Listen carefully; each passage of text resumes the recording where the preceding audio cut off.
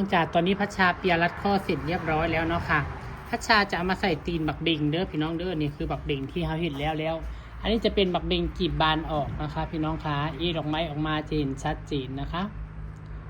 นี่คือทรงอย่างมัวๆเนาะแบบนี้ก่อนที่เราจะเห็ดเนี่ยเราต้องทอดตัวนี้ออกท่านเราเอามาสวมใส่กันบ่ได้ค่ะทอดทิ่มเลย1 2 3นี่ทอดทิ่มค่ะถ้าเอาบ่ทอดทิ่มเรามาสวมใส่บ่ได้พี่น้องแล้วค่ะตัดมองนี้ออกเห็นบ่วันนี้เราก็ลองมาเบิ่งว่ามันสวมเข้ากันได้บ่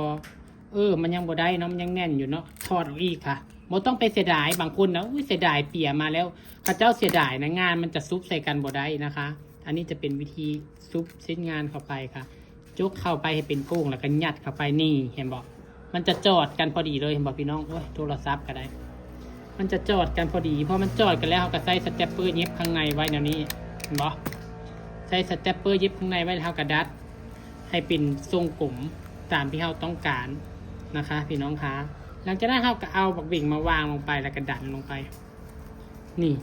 แล้วก็ใส่ตะปูล็อกไว้ค่ะใส่ตะปูเข็มเด้อ